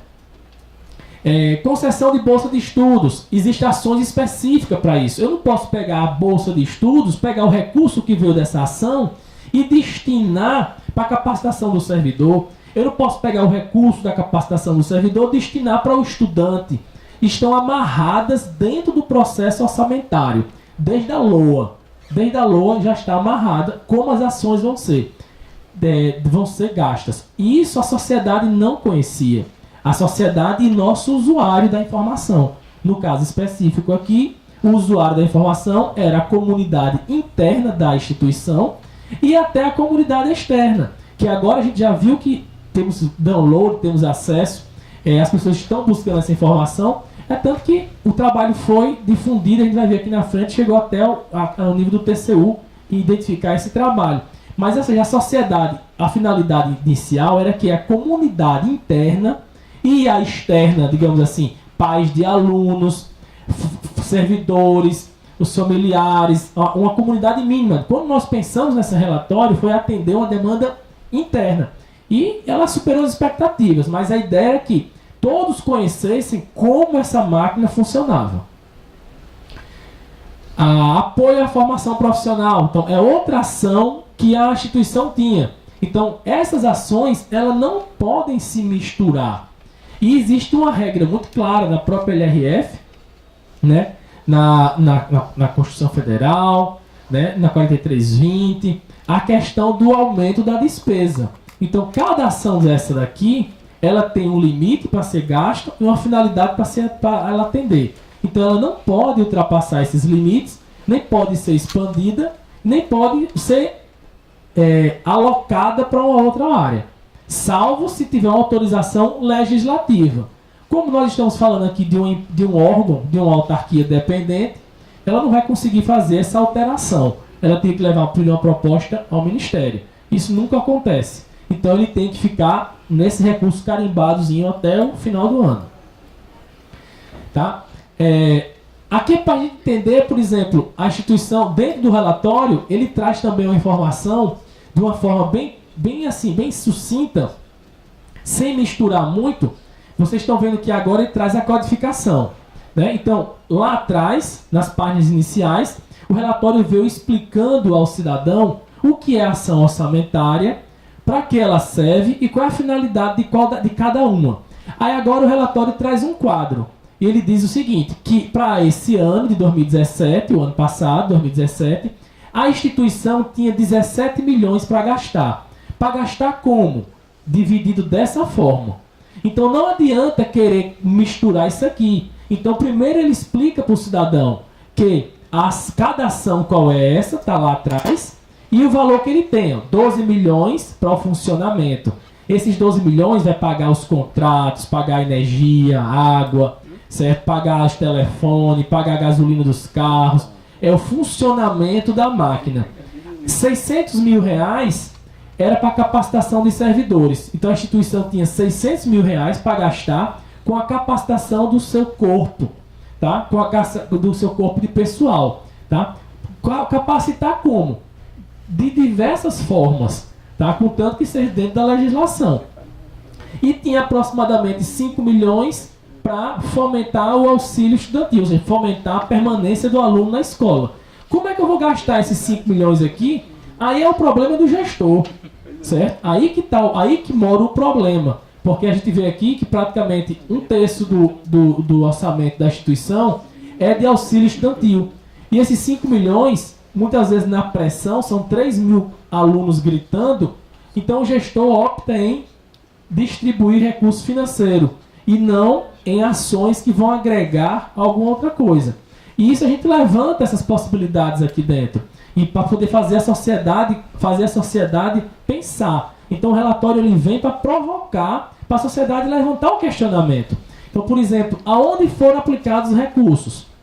Então, as ações. Então, de uma forma consolidada, a gente vai ver agora, tá, o relatório, isso aqui são trechos do relatório, tá? Ele vem desse jeitinho aí, onde foram aplicados os recursos. Se lembra que eu falei que tem que chamar a atenção do leitor? Se lembra que eu falei que o leitor tem que querer interesse? Então, olha, onde foram aplicados os recursos? Eita! Vamos ver onde é que estão gastando o nosso dinheiro. Então a ideia é essa mesma. Como estão gastando o nosso dinheiro? Então ele traz aqui, ó, toda a movimentação. O relatório traz desde a entrada, que é a provisão recebida, o que foi concedido, foi mandado para um outro ente, o que ficou disponível, o que foi empenhado, o que foi liquidado e o que foi pago. Num gráfico colorido mostrando que cada as dotações orçamentárias, o que aconteceram. E depois ele mostra por ação. As ações já foram explicadas no começo do relatório. Se ele tiver dúvida, ele volta lá na página do relatório para saber o que danado é concessão de bolsa de estudos. Está lá no relatório dizendo qual é a finalidade. Por que é concessão de bolsa de estudos. Então ele vai saber que foi empenhado 9 mil e foi pago 8 mil e pouco. Então ainda tem um saldo de bolsa de estudos aí. Ah, então como é que eu faço para ter essa bolsa? Como é isso aqui? Então, isso vai o quê? Vai dar verificabilidade. Então tem gente que não sabia, eu não sabia nem que aqui tinha bolsa de estudos para o ensino superior. Eu pensei que isso aqui fosse apenas uma escola de nível médio, e vocês estão dando bolsas para o ensino superior, ou seja, desperta o interesse do cidadão, desperta o interesse da própria comunidade interna, e ele vai fazer o quê? A comparabilidade aqui, ele vai fazer a checagem, ele vai, a verificabilidade, ele vai olhar, onde é que essa bolsa, quem está pagando essa bolsa? O departamento tal, qual é o curso? Aí vai fomentar isso daí. Isso pode até ser, essa informação pode até, às vezes a pessoa olha, mas com maus olhos. Como eu dei um exemplo lá para o professor, eu disse, olha, de repente, aqui você só tem direito a 9 mil reais de pagar de bolsa, porque a demanda é muito pequena. Na hora que a sociedade começar a perceber que aquele curso oferta bolsas, então vai ter mais um aluno interessado, mais 2, mais 3, mais 5, mais 1.000, e daqui a pouco você vai ter que pleitear mais orçamento para distribuir mais bolsas. Acabou que a publicidade da informação fez a tua área crescer, tá? Então a ideia aqui é fomentar realmente, certo? Então, que o controle, que acabou sendo positivo, ou seja, por ter tantas pessoas visualizarem a sua área, acabou a área recebendo mais investimentos. Gastos com assistência estudantil. A gente viu aqui que chega na casa dos 27%, chegou, né, o ano passado na casa de 27% do orçamento da instituição é distribuição de recursos em pecúnia para o aluno. Ah, Kleber, por que distribui em pecúnia para o aluno? Por que não contrata um ônibus para levar o aluno? Por que não contrata um restaurante constrói um restaurante para fornecer alimentação no RU? Por que não contrata uma licitação para entregar quentinha em vez de dar o dinheiro para o aluno almoçar, jantar e lanchar? Bem, são decisões discricionárias do gestor. A ação está lá, certo? Então, hoje já existe auditorias do TCU na auditorias de finalidade, que é para saber se a finalidade foi atingida. A finalidade é fomentar o aluno na escola. Eu posso botar grade no colégio todinho e fechar, deixar os alunos tudo preso dentro. Evasão zero, né? Tá correto? Né? Não tá, mas aqui não está dizendo que não pode botar a grade, está dizendo que é para manter o aluno na escola. Então, assim, vai depender a discricionalidade do gestor. Tá? Então, aqui a finalidade é atender a levantar esse questionamento. Então, aqui, por exemplo, a gente começou a mapear, ou seja, foi até o momento, nessa época, até nesse trimestre que foi levantada a informação, tinha sido gasto, daqueles 5 milhões, tinha sido gasto 1.551.000, tá? E desses 1.551.000 reais, né, eles foram pagos em benefícios assistenciais, bolsas de pesquisa 8.400, bolsa de monitoria 8.000, pagamento de ajuda de custo para alunos EAD 2.800. Esse volume aqui todo de 1.551.000, a gente solicitou que a área responsável informasse.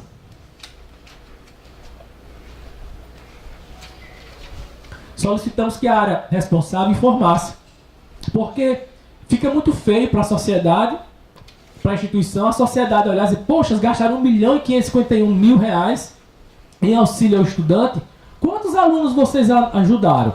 Quantos alunos foram beneficiados? Isso se você pegar 3.000 alunos e dividir por 1.500.000, o Instituto tem 3.000 alunos, mas não são 3.000 alunos beneficiados, são bem menos. Então dava um per capita altíssimo. Então, pedimos que eles detalhassem isso para a gente mostrar para a sociedade o quanto é importante esse auxílio. Aí, agora sim, agora você está vendo que dos 1.500.000 que foram concedidos, tá? Chegou a 17.000 auxílios que foram pagos dentro da instituição, num total de 9.500 alunos atendidos.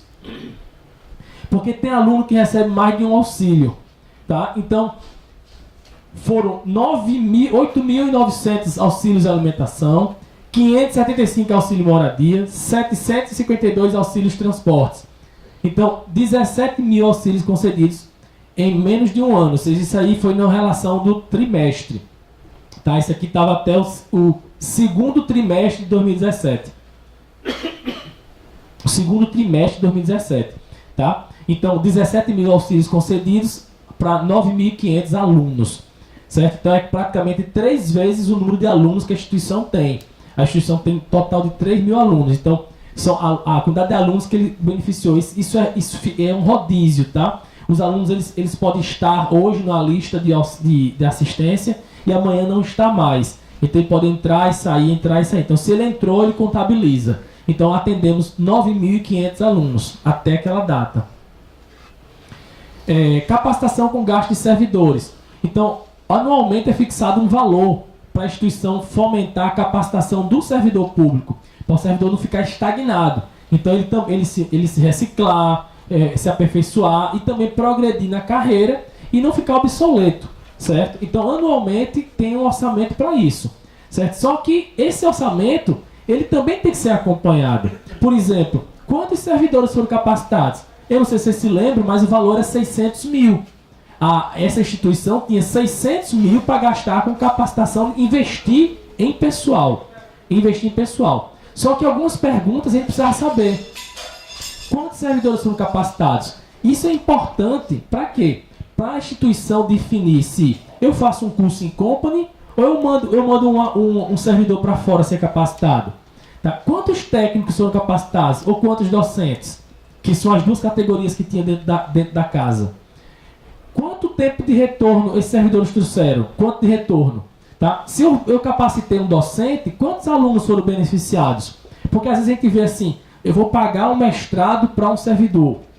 Não, absurdo, não pode pagar um mestrado para o servidor, porque existe mestrado nas universidades públicas, de graça, não sei o que, não sei o que. Primeiro, mestrado não é de graça, o mestrado também é pago. Né? O mestrado na universidade, é pago do mesmo jeito, mas não é gratuito. Então, mas esse professor que vai vamos lá, o cara paga um programa de capacitação de um docente no exterior, a instituição paga, ele volta para a instituição, ele vai formar quantos alunos? Tá? Aí ele passa mais 10 anos naquela instituição. Quantos alunos vão ser beneficiados?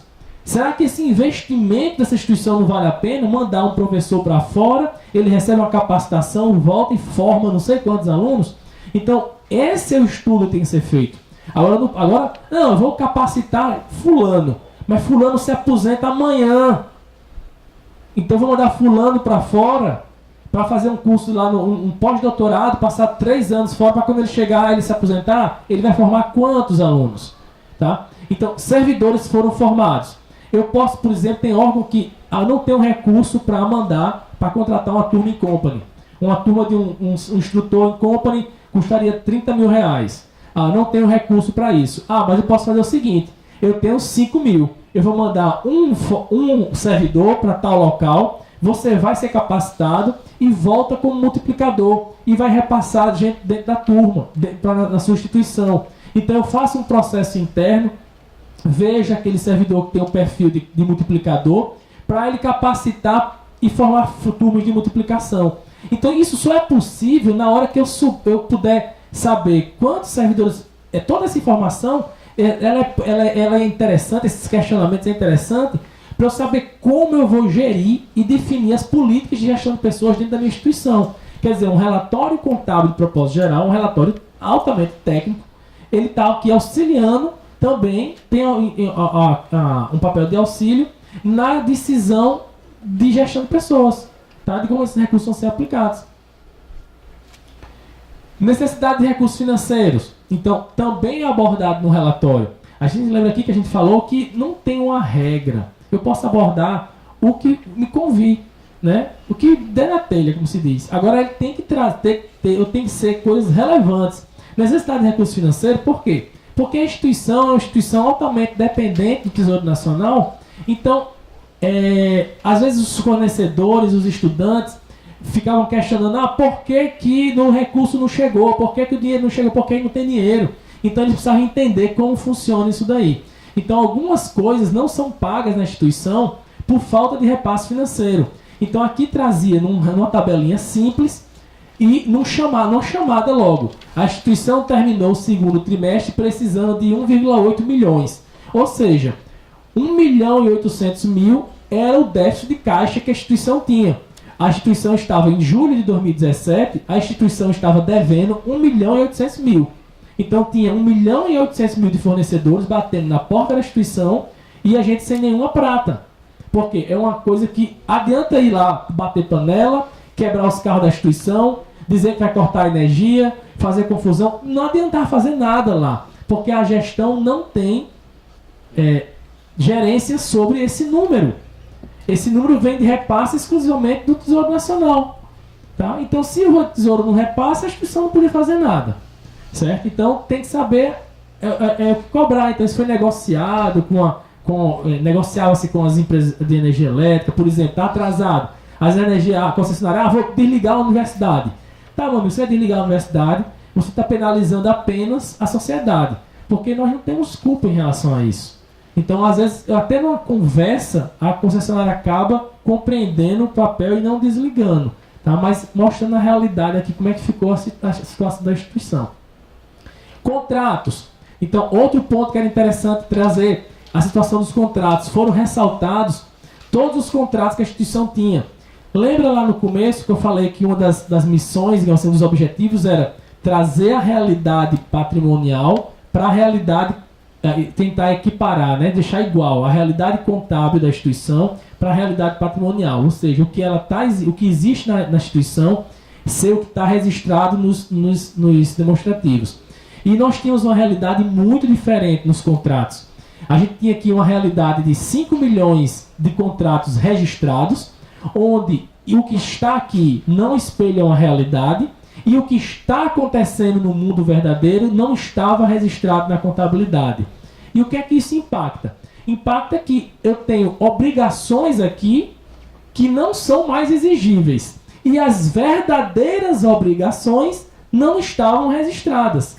Então, como é que meus credores iam me cobrar se eu não tinha esse registro? E como é que eu ia me planejar para pagar se o que está aqui é fictício? Então aqui eu tenho uma informação, um lixo contábil, que precisou ser analisado e equalizado. Hoje isso foi regularizado, 90% foi regularizado, tá adequando a realidade patrimonial da instituição. Restos a pagar. Restos a pagar transformou-se numa praga, digamos assim. Tá? Transformou-se numa praga dentro da instituição. Tá? Então, vem como se fosse uma lavoura, vem como se fosse uma lagarta comprometendo aquilo aí no dia a dia. E isso nós percebemos em 2015, ou foi 2014, o TCU saiu com um acordo falando digamos assim, obrigando que o Tesouro Nacional, e nós como instituição dependente dele, né, fazendo parte do governo federal, reduzisse seu número de restos a pagar. Então aí a gente fez um estudo, tá, e desenvolvemos alguns indicadores para o resto a pagar, para acompanhar isso daí. Por que indicador? Porque eu preciso ter comparabilidade. Eu só posso perseguir uma coisa que eu estou medindo. O que se não se mede não se gerencia. Tá? Então, a gente criou um acompanhamento preventivo, tá? Um acompanhamento preventivo na época desde 2014, que fizemos esse acompanhamento, e desenvolvemos 3 indicadores para começar a acompanhar essa praga. Vamos chamar assim. E os indicadores são do tipo maior, pior. Então, o que é que a gente fez? Coisa simples, dá para fazer no Excel, tá? Só que a gente botou dentro do sistema, automatizou isso daí. Então, previsão de restos a pagar não processados. Fizemos uma formulinha que diz o seguinte: despesa empenhada a liquidar dividido por provisão recebida. Ele representa o percentual do meu orçamento do exercício que está empenhado a liquidar com relação ao orçamento anual, que poderá virar resto a pagar pela falta de entrega de material ou falta de prestação de serviço. Ora, existe uma cultura no Brasil que é orçamento bem gasto e orçamento empenhado. Então, eu tenho um lado da gestão que é empenho, só quer empenhar. Empenhar tudo.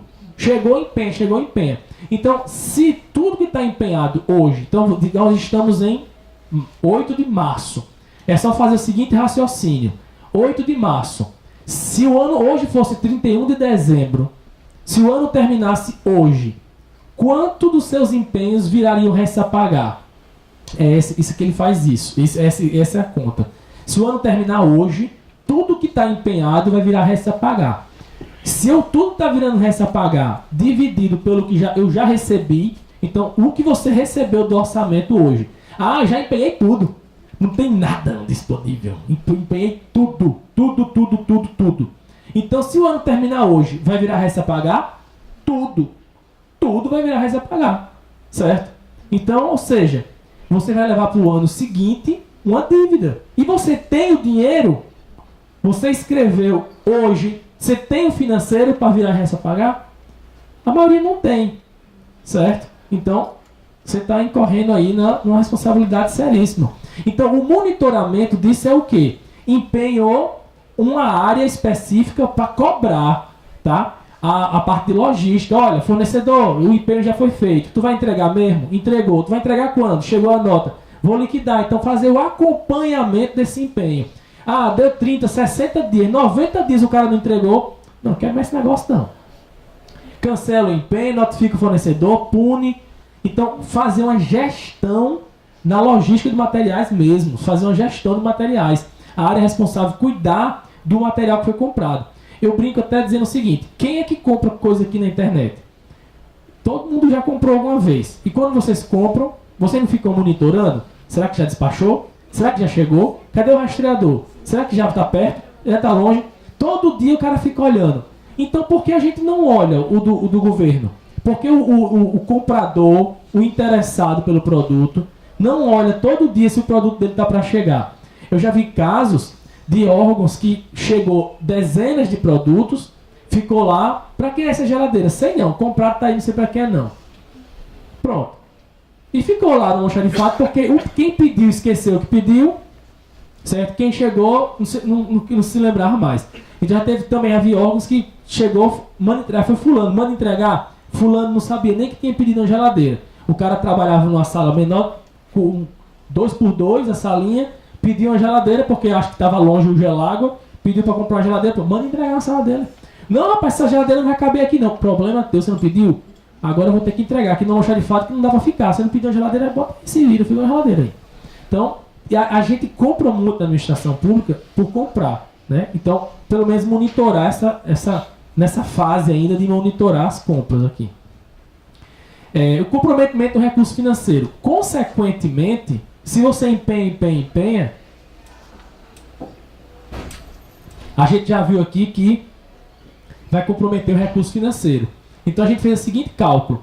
Pegou os restos a pagar, o estoque, porque restos a pagar, nós temos dois problemas com restos a pagar. Um é o estoque e o outro é o fluxo. Tá? Um é o estoque de restos a pagar, o que é que você tem escrito hoje. E o fluxo é que você está gerando de restos a pagar.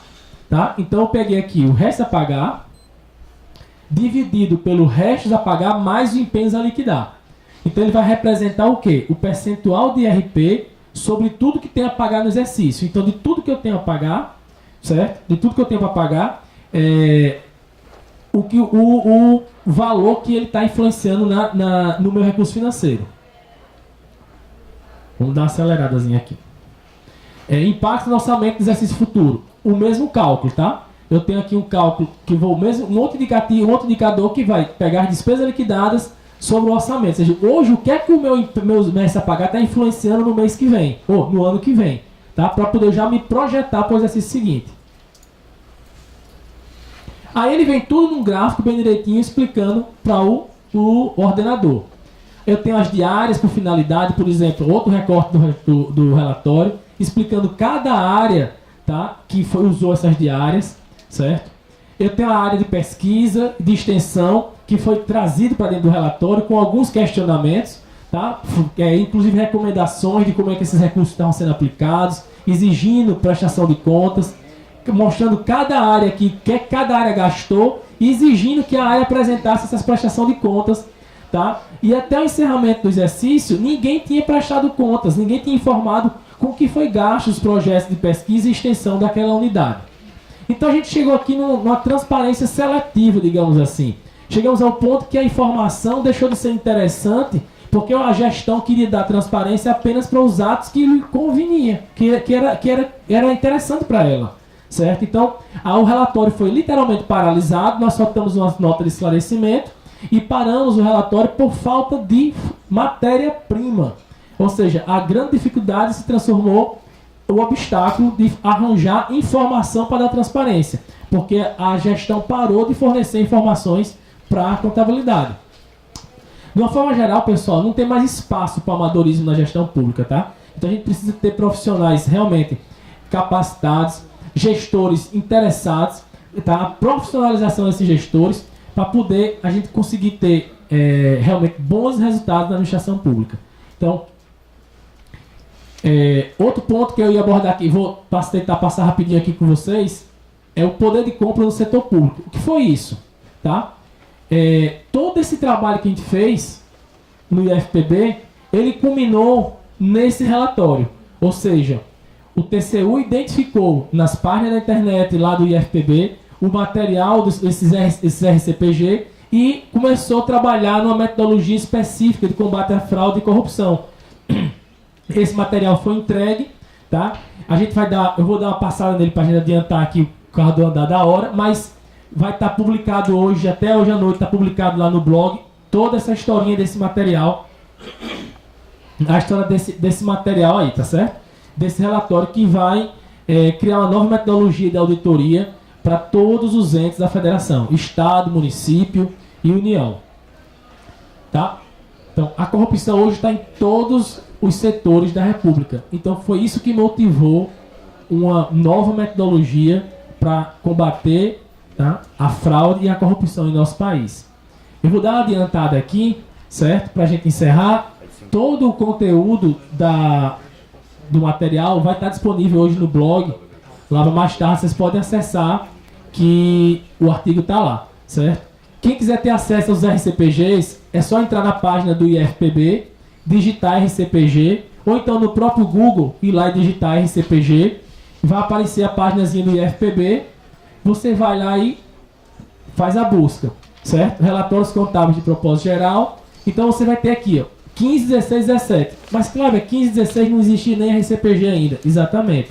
Aqui a gente conta a historinha que 15 e 16 não é nem RCPG, ele está com outro nome lá ainda, certo?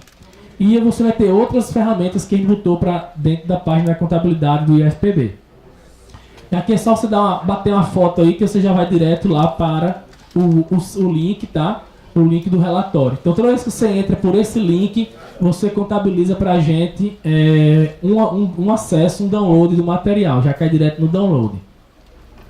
Pessoal, aqui eu também não poderia deixar de falar. Quem entrou foi recebendo um adesivozinho, tá certo? Que fala da luta e da campanha, certo? Uma luta antiga, certo? Que é a valorização da carreira do contador público. E eu, como contador público, né, acredito que transformar essa carreira numa carreira típica de Estado seria um passo indispensável. É um passo indispensável para combater a corrupção, combater os desvios, tá? As manobras fiscais, certo? Dar mais transparência ao gasto, dar autonomia. Então, só com a autonomia do profissional, só quando nós, contadores, tivermos autonomia para se trabalhar, tá certo? Aí sim a gente vai conseguir fazer um trabalho sério, com transparência, tá? Sem sofrer interferência da gestão. Então, é uma luta que já vem há alguns anos e agora a gente está encampando também, certo? A valorização da carreira do contador público. Os adesivos a gente deixou aí para vocês na portaria.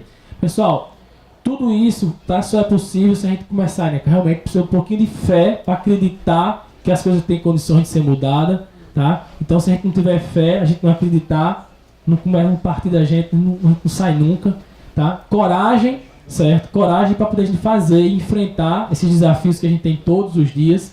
E trabalho, porque sem trabalho eu não sei como é que a gente consegue nada, não. Então a única forma nessa vida de gente de bem conseguir as coisas é trabalhando.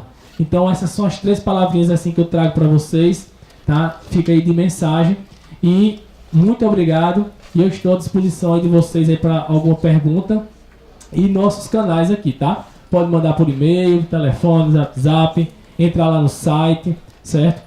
E se tiver um tempinho ainda, a gente vai responder alguns questionamentos aí que vocês tiverem.